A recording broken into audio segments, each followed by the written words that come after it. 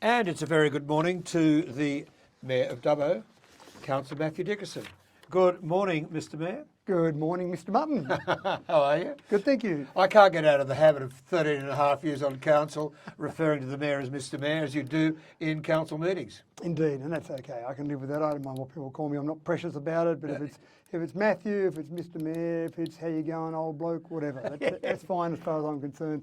People get a bit precious about the name. Yeah, exactly. I don't worry about it too much. Congratulations on I wasn't here, but I hear it went well with the junior touch football over the weekend. No, it didn't go well. It went fantastically. Everything that Don't frighten me.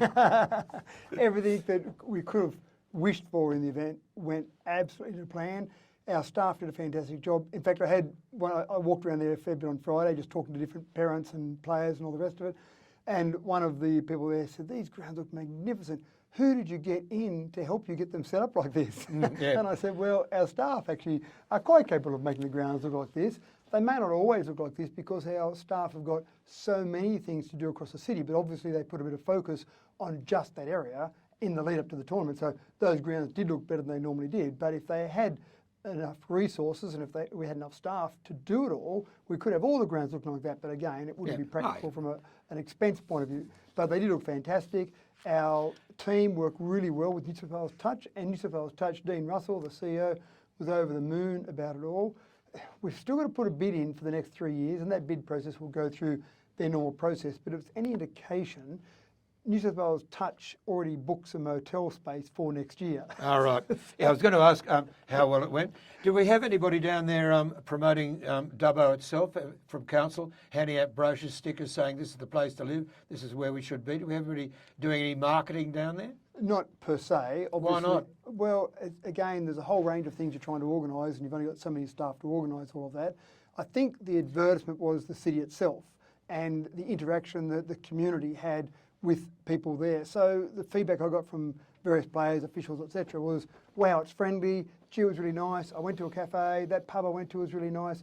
All of that is much better than any brochure anyone could hand out. Oh, but a brochure sort of reinforces things though, doesn't it? It does do that. But again, this was the first one, Richard, so those sort of ideas, those sort of things we can look at for next year. That's right, if we get it. We've got to put the bid in, and probably by early April we'll know the result of that bid. And the problem we have, Richard, is that some councils just throw cold hard cash at organisations like New South Wales Touch. I've heard figures of $100,000, $150,000 thrown around. Now we threw $0 at New South Wales Touch for this one-off, this 1 year. Dubbo Touch Association actually put up $10,000 of their money to go towards New South Wales Touch to help run the event. So there was nothing from council. New South Wales Touch, Dubbo Touch helped. But what we said, and this was the real clincher for them, was that we wouldn't give you any cash. We just don't have the cash in the budget to go and hand over to different organisations. But what we'll do is make sure on the ground we've got things organised for you. We've got the ground set up beautifully. Well, take care of all of that organisation. And that for an amateur organisation, not-for-profit organisation, is what they really need. Well, that was our logic. Yeah, and that makes sense. Yeah, that we said we'll do as much as we can to help them with the organisation, because we're here, in the months leading up to it, we're here on the ground. They're based in Sydney, so it's hard for them to take care of all those little organisational things. Exactly. So that worked really well, and just watching it there, so on the Friday, I went down a bit on the Saturday morning, just watching it down there was fantastic, and just seeing how organised New South Wales Touch is, I was impressed with that. The hooter goes off, they've got their 25 minutes of play, the next hooter goes off, the teams get off that field, the next team gets on there ready to play, so it all ran just like absolute clockwork, so very positive, and the region benefited as well. So we had people staying in Gilgandra and Narromine, Wellington, even as far as parks. I believe, yeah, things were sold out. Yeah. So all very good, and let's hope we get it. Fingers crossed, and we'll know in April. Yes, which is all rather good. Got to say, I'd been away and flew to Brisbane and drove back down from Brisbane. I went through Warwick and I went through Stanthorpe and I went through Armidale and Tamworth and so on. Dubbo looks shabby, mate. We look shabby. Yeah, we've really got to get our trees organised. We've really got to get our main street organised. You ought to see Warwick. You ought to see Stanthorpe, and you ought to see Armidale. We look shabby, Mr Mayor, we've got to fix it up. We don't look good. Yeah, and I think you're right. I think we just need, especially some of those entrances, just some of the grass on the sides of the road.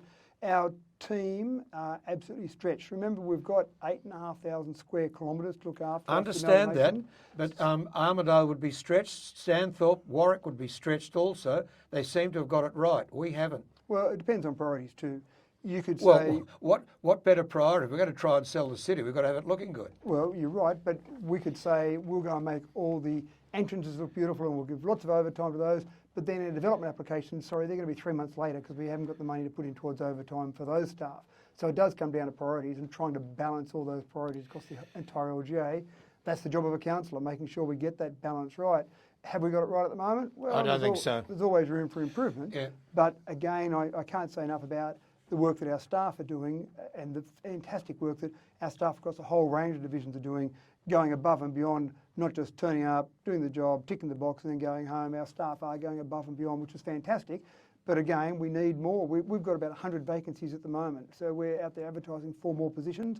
And it takes time to build up that morale. As you know, the morale was at a rock bottom in the previous couple of years. And we've got to build up that morale and make Dubbo a place that people want to work again, rather than a place that people say, well, I've got a job. We want people to be passionate about it, and that takes time to build that. I understand that, and I understand that from previous councils. But anyway, we're looking shabby, mate. We've got to do something about it. We really are. Yeah. By comparison, Tamworth, I was absolutely staggered when I compared our main street, which I drove down late Sunday afternoon, and yesterday, compared to Peel Street. We're not on the hunt. We are not in the hunt. And I know why Peel Street looks so good, because of their country music festival. We've got to upgrade things, mate. We've really got to get it going. Noted. Okay, now I want to get onto land. Sure. Okay, we have 40 blocks of land unsold. Why? The market changed. I think I was waiting for that answer. So have we dropped the price to get? I mean, people want land.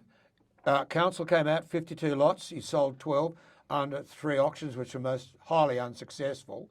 Quite frankly, if the auctions were done properly, all the land would have gone last October. It hasn't.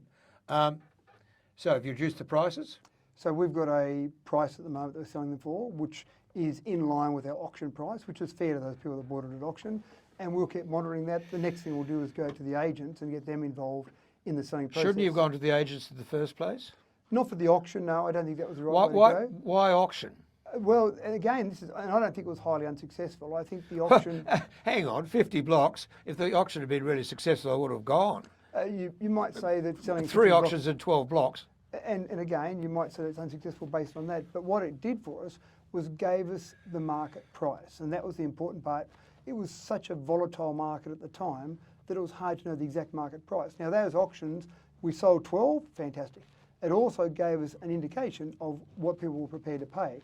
Interesting to note that some other developers changed their pricing for their blocks of land on the back of our auctions because they learned a bit about that pricing as well. I understand that, and I noted that. But I've got to say, why wasn't the auction held on, say, a Saturday morning when more people could turn up? That was number one.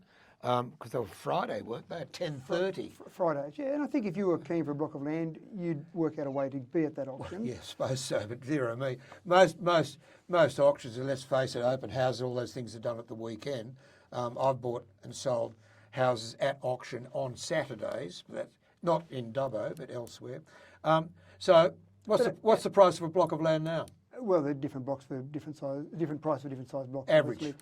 You're talking over a couple $100,000 for a block of land.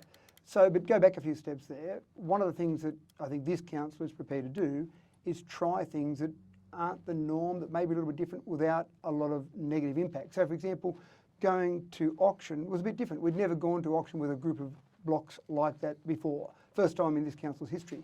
What's the risk of that? Well, the risk is you don't sell them all. We didn't sell them all. Exactly. You only sold 12. But that's not a huge impact on our bottom line. That didn't hurt us. It's not like we can't sell the blocks ever.